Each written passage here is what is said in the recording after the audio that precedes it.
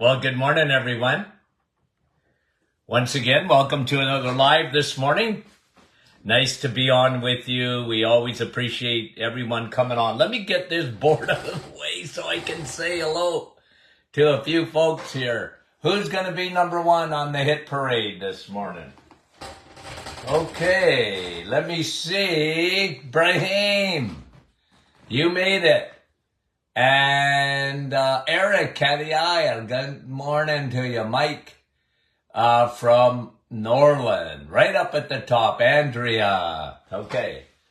And let me just turn this over here. Let's do this, just till I say hello. Nick from our staff. Sandra from Morelia. Now I see it better. Mary from Norwich. Wendy Markham, good morning. Ray. Rain from Michigan. Sherry. And Kevin, there he is. Good morning from Oshawa. Frida, Devlin. And Bonnie, Minnesota. John from Elgin, Illinois. Rita from Nouveau Brunswick. Carol, West Virginia. Oh, I want to sing so badly, you have no idea. Mark, South America, friend. How are you? Anna, Gatineau. And Donna from Park Hill. And Jerry. And from Nouveau Brunswick, Gertie, Burlington. You're down. Bonjour. Chantal, Ottawa. And Marlene, Porto Basque. And Catherine, Newfoundland. Cecilia, good morning. Diane, Thunder Bay. Sharon, good morning to you. And Lynn, bonjour. Werner, Wendy, good morning. Nanette, Colorado. Nice to have you on. Clinton, it's snowy Wyoming. Sue, Kathy, Simcoe. And Karen from Little Britain. And Bia and Dion. Diane. Newfoundland. Andrea, good morning. Nouveau Brunswick. Sophia from Mexico. Leo, Bowmanville, Ontario. Judy from New Brunswick. Sue, good morning from Bolton. And Vera from Newfoundland. And Alma from Sudbury. And Lisa, good morning. Georgie, Halifax, Nova Scotia. Gary, Bolton, Marine, Penticton, British Columbia. Manette, good morning to you. Rosalinda and Jennifer, good morning. Judy from Mitchell. And Lise and Marilyn from Edmonton, good morning. And I think that's Sandra. Bruno, how are you? Okay, let's get going, guys. Chantal and Andre Sue, Manitoulin Island. Cheryl, West Virginia, love it. Elaine, St. John's, Newfoundland. Lori Lee, hard morning to wake up. Okay. And Kevin saying hello to Leo, Meta, Carol, Alberta, good morning. Robin, Connecticut. And Andrea, BC, Donna, good morning. We love you guys. Thank you. Nicole, Martin, what did you say? Martin de Saint Gug? Tracy, I probably missed that. John, good morning. Okay, guys. Okay. I got that whiteboard back there. And I want to talk to you this morning about, people ask me about this, especially the young generation. I guess they watch Netflix or whatever. And it's always on what they call the Blue Zone. Okay? Have you heard of that? The Blue Zones. Best place to live is the Blue Zones. Okay? Live the longest. Well, I looked it up. Okay? I looked it up. And I said, well, I've been to a place. I did seminars there years ago. A place called Hong Kong. Okay? Do you know that Hong Kong has got the highest life expectancy of all other nations? Hong Kong. Yeah. 85 point something. Okay. Rated number one. Do you know that Hong Kong has the highest meat consumption in the world? Higher than us. Higher than us. As soon as somebody said the blue, what are you talking about, the blue zones? I go look it up and I go, well, that's a bunch of nonsense. That's a bunch of nonsense. It's not true. Okay? But again, it comes from the elites. It comes from propaganda. It comes from indoctrination. And you know what's happening in the world. Meat's no good. You have to live on plants, fruits and vegetables, and meat's no good. Eggs, limit. Cheese, dairy, no, not so much, not very good for you, right? And there's a whole generation now, or two, that are buying this, okay? They're buying it. And I said, let's look at something this morning, and I brought it up. I'll bring it up on my board here, okay? So, back to the whiteboard. Okay, let me just get this over where you guys can see it. Hold on now. We're going to do this. There we go. Okay, you see that? Nice now? Little clearer. I'll bring this up. Okay. And I like to use this example. Okay? I want to use this example. Blue zones. So there are areas where people don't consume, apparently, a lot of meat. And they say, well, those are the ones that are the healthiest populations in the world. Well, let me show you a contrast here this morning, okay? And this hit the news the other day, so I'll bring it out to you, okay? But we're going to start with blue zones. And I want to start with Hong Kong, okay, we talked about, versus India, okay? We're talking about blue zones. Hong Kong isn't a blue zone, and the reason is because it's got the highest meat consumption in the world, okay? I've been there. And Korea is another one. South Korea, okay? Been there too. Did seminars there too. They consume a lot more meat than we do. You wouldn't think that, right, about Asians? But they do. Facts. Number one place in the world for meat consumption is Hong Kong, and they have the highest life expectancy. Now, I want to bring you India, okay? What's happening over there in India? It's not good. Okay? Not good. I'll read you a headline. 100 million diabetics in India. 100 million. Up 44% in the last 4 years. Okay? You know what is significant about India? Hong Kong has the highest meat consumption in the world. Do you know what has the lowest meat consumption in the world? India. Yeah, India. A part of the reason is there that cows are sacred. It's part of the reason. Okay, it's not all the reason.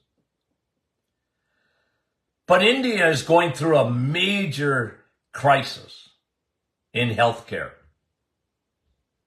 I didn't think any place could be as bad as North America, Canada, or the USA as far as diabetes is concerned.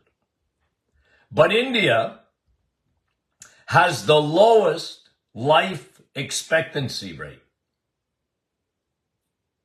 And they have diabetes coming out the wazoo, both ears. And they have the lowest meat consumption. And the reason I bring it up, because we discussed this yesterday, the reason I bring it up is because the world out there, there was just a new Harvard study, okay, that talked about the higher meat consumption, the higher diabetes, according to Harvard. Sponsored by, because I looked in the background. First of all, I talked about it. It's questionnaire study. What did you eat yesterday? Okay. What did I eat yesterday? Oh, yeah. I remember now. What did you eat a week ago? I can't remember. How often do you eat red meat? Okay, this is the questionnaire. How often do you eat red meat? Oh, a couple of times a week, maybe. And you have diabetes? Okay. Questionnaire. Yeah, I got diabetes. Well, if you eat red meat twice a week and you have diabetes, the red meat is the culprit. That's the study. That's it. And Harvard, by the way, who sponsored it? Who sponsored it? Bill and Melinda Gates Foundation. You just go behind the scenes, find out who's sponsoring it. What does Bill Gates want? He wants you to eat crickets. He didn't want you to eat red meat. He's trying to kill you is what he's trying to do. And I think seriously, I think he's sincere. They sincerely believe, look, if you put, okay, I'm going to get political for a minute and please, okay, don't come after, you can come after me, I don't care. Okay? No, I'm going to get political for a minute. People who are elite, okay? Not the common folks, elite. Okay? Their religion is climate change. They want to save the planet. Now, does that make them insincere? No, that doesn't make them insincere. They can be very sincere. I don't doubt that Bill Gates believes in climate change. I have no doubt in my mind that he thinks the way to fix climate change at the end of the day is to get rid of about half the population or maybe 3/4 of it.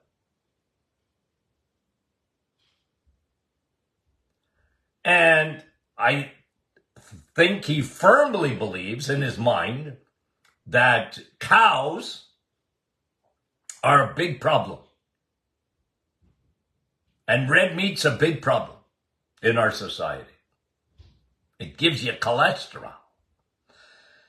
And when you have that as the base or the basis of your thinking, you're going to look for blue zones.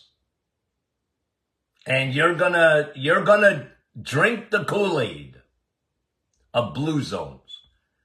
Blue zones, my foot. It's not even true. You know how I started the reset? I probably talked about it in my last 2 books, how it started in my clinic.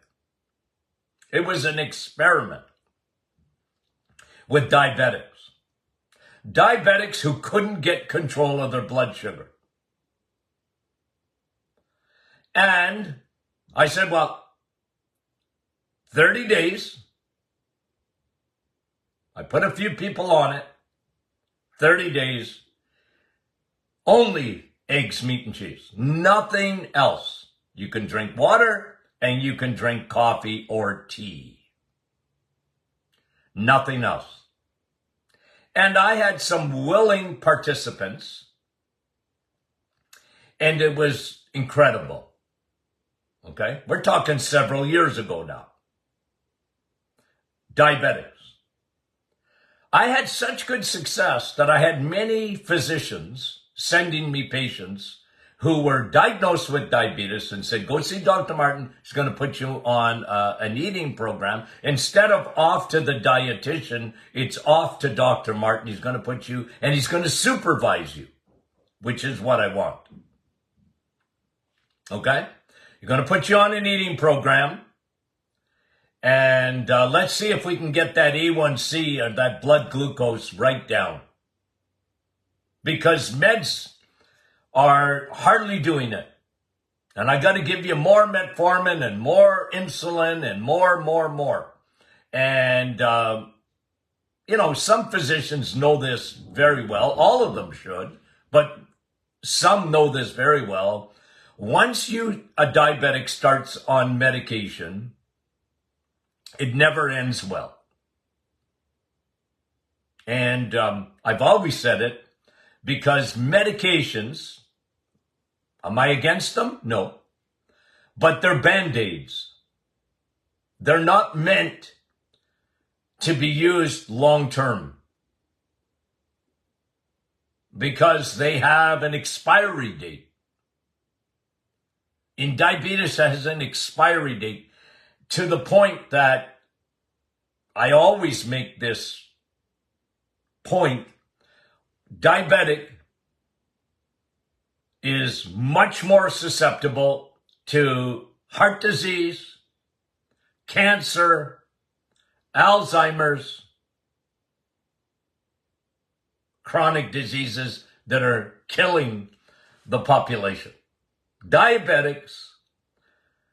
And it shows you that blood glucose, sugar left unattended in your bloodstream, is very dangerous. Okay? And when you are a diabetic, you have an allergy. You know that. I know that. You have an allergy. And the study that came out from Harvard, it gave me a migraine. Why? Because I knew the second I saw it, it would be a questionnaire study. And it would be, are these people, they like red meat. Okay. They like red meat. They don't live on red meat, but they like it. And it didn't talk about anything else. Didn't talk about smoking. Didn't talk about whether they had a sedentary lifestyle. It didn't talk about what else they were eating. It didn't talk about anything. If you pay people, researchers, if you pay them, it's not always the case, but often, if you pay them ahead of time and you say, we want some conclusions that go our way, the Bill and Melinda Gates Foundation, we want proof. Well, you pay a scientist, they might as well put a patch right over their lab coats. Sponsored by, they should do it. It's amazing. It's amazing. But here's the truth, guys. Okay? Here's the truth. When it comes to diabetes, meat never, not ever, has caused diabetes. It's just the opposite. Eggs, you could have 100 eggs every day, and you'll never get diabetes from eating eggs, and you will never get diabetes from eating cheese, ever. There's no correlation. It's the opposite. Because again, Diabetes, type 2, adult onset, sugar diabetes is what the original name was. Okay? Sugar diabetes is caused by sugar. Honey, it's an allergy. And that is not taught in any medical school in North America. They never, ever, ever teach that. Because they can hardly admit, they have a hard time admitting. I'm telling you, I can tell you this for a fact. When a person is a diabetic, medicine doesn't think generally, okay? There's exceptions, of course. Generally, they don't think of food. They think of medicine. It's their training. You're a diabetic or a pre. Instead of telling a person, okay, you come into a medical office, you come into a doctor's office, you go to a walk-in clinic or whatever, okay? And they do your A1C or your blood glucose. And your A1C is high. But may not even be diabetic high, but it's close. Do they send you home? Go on a diet. Join a gym. Cut out the sugar. And cut out the carbohydrates. Did they do that? No, they don't. Because the overarching principle in nutrition, okay? The overarching principle, even from the majority of people that teach nutrition, they don't connect diabetes with food. That's why it was adult onset diabetes. They changed the name. You think they were stupid? That was to get people to think like this. You have diabetes. It's your genetics. You have diabetes. We need to put you on medication. No talk. Oh, I might refer you to a dietitian who's going to tell you moderation. Now you need to go into moderation. You cannot cut out carbs because you will die if you cut out carbs. Don't listen to Dr. Martin. He's a quack. I've heard that 1,000 times. Quack, quack, quack, quack, quack. But the reset started with diabetes. Only diabetics did I put that reset on in my early years of doing it. Only diabetics. I didn't give it to anybody else. And the more I studied insulin and insulin resistance, by the time 2011 came and I wrote a book called 2 Hormones That Want You Dead. So let's say 2009 or whatever, 2008.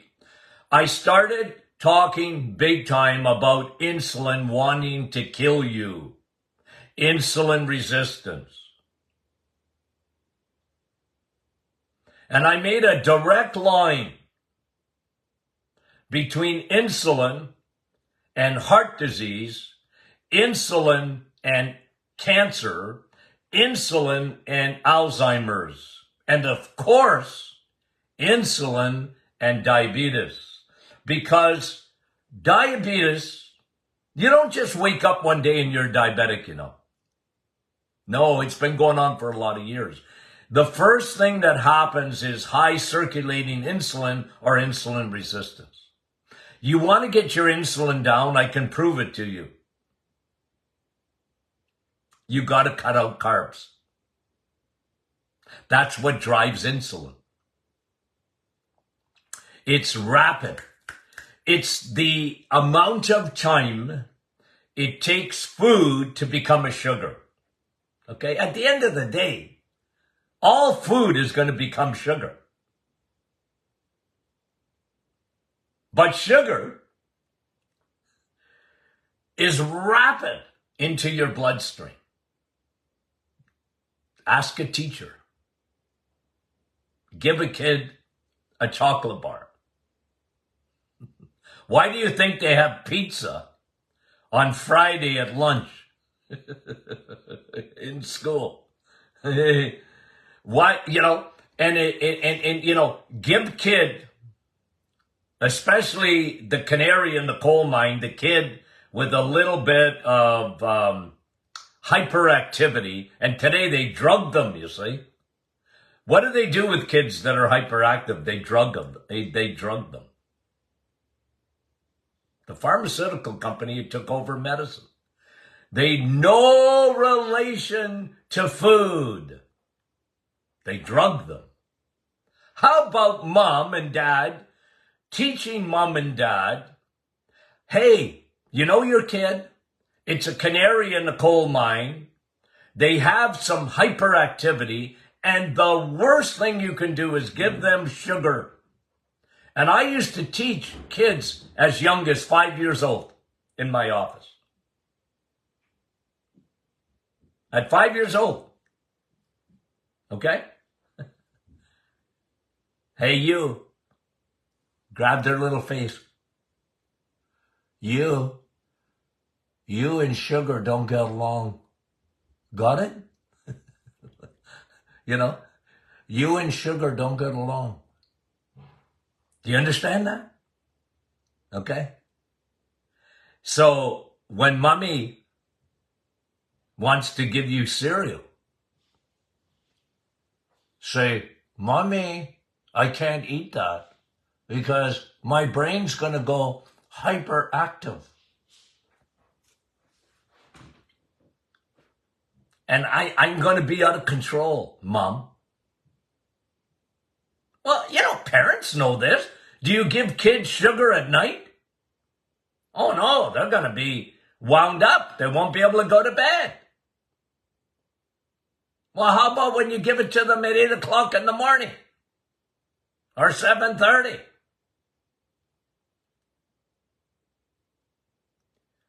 Guys, we live in a crazy world.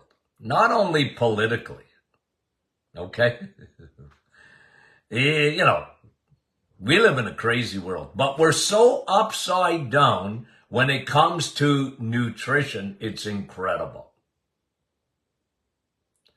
And they put the propaganda out there on Netflix and whatever, and they go after young people, and they're smart. I give the food industry, they're smart. They are marketers extraordinaire. They are. They got, you know how many people contacted me on this study of diabetes from Harvard and red meat? You know how many people? I told you so, Dr. Martin. You're crazier than a hoot owl. Yeah. They couldn't wait. And I said, well, are you ready for a rebuttal?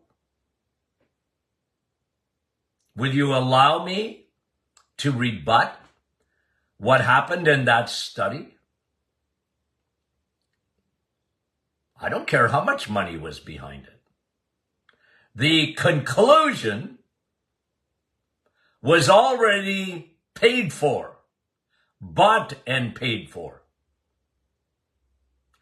And it's wrong.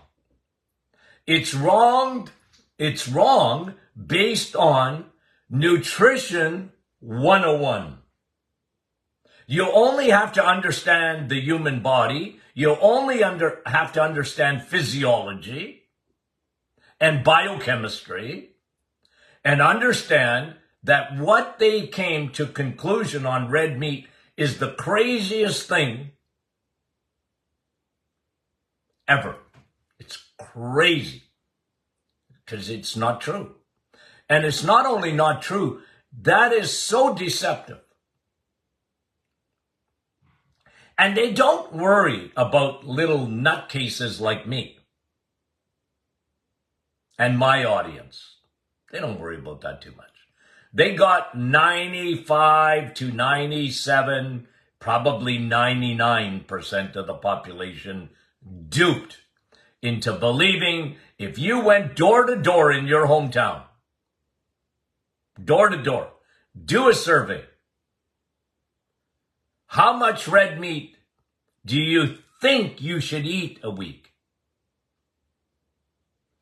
And most people will tell you, nah, we need to limit it. And if you ask them, why would you want to limit that? Well, cholesterol.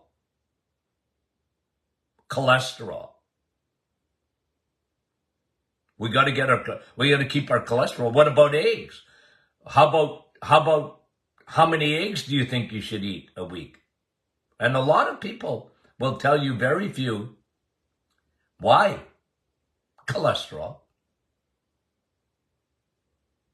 How about cheese? Well, it's fattening. It's calories. But if you don't understand Nutrition 101, if you have your premise wrong, if you have your foundation wrong, if you see cholesterol as a boogeyman rather than on your side, you will draw conclusions that are not true. And that's why, guys, I hammer down on this all the time. If you really want to be honest, in what place do they live the longest in the world and probably smoke the most? I've been there to Hong Kong. They eat more meat, though, than anybody else on the planet. That's just a fact. And where do they eat the less meat in the world? India. And India has a crisis. Major. Getting worse by the minute of diabetes. The opposite of the Harvard study. The very opposite. They eat less meat and red meat than any population in the world is over in India. And they have more diabetes per capita than anywhere else in the world. North America is like number 2. Like, we're crazy bad. But we don't eat meat. You know, the meat consumption has gone down almost 40% since the 1980s. Because if you asked, not everybody, but the vast majority of people, put a big bowl, okay? Put a big bowl of salad and put a steak beside it and talk to people and go, don't ask them what they like better, okay? Ask them what they think is better for their health. Put a steak and then put a salad, a bowl of salad with broccoli and, vegetables coming out their ears, and put that in front of a person and just say, look, I'm not talking about what you like. I'm talking about what's better for you. I'm going to tell you that the vast majority of people in your hometown would pick a salad. And if you ask them why, they don't know very much, but they'll tell you, well, it's low in calories. It has all your, it's green. It's good for you. It's gonna make you alkaline. They'll tell you, and it's good for your heart because there's no cholesterol and blah blah blah.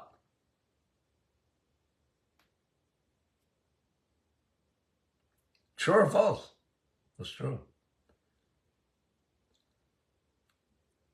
Bring someone olive oil, okay? I haven't met, I guess there's always a few.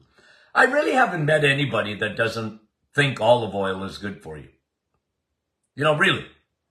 Like I know there's some people, they go, well, is it cold pressed? Is it, is it organic? Is it this and that and the other thing? I get that, but I'm just talking in generalities. If you again, let's do the survey door to door in your hometown. You bring a bottle of olive oil, cold pressed, organic, and you bring them bacon. And I'm going to tell you that 99% would say bacon bad, olive oil good.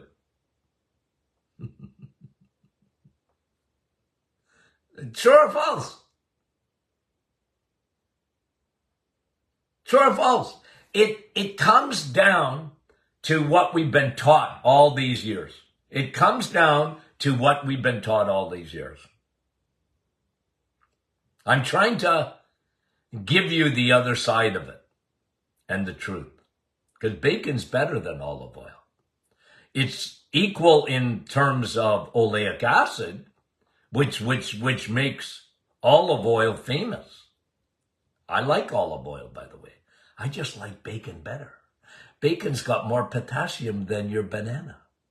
It's got more potassium than your avocado. I'm not saying I like avocado. Bacon's better for you. It's got more protein. It's got better fat. Okay. Guys, you know what tomorrow is? Question and Answer Friday. Yes, it is. And that's always fun. Okay? Send in your questions. Not too late. Okay? Have you got our new book, Sun, Steak, and Steel? How come? You should. Okay. I talk about all these things in there. Okay. We love you guys. We'll talk to you soon.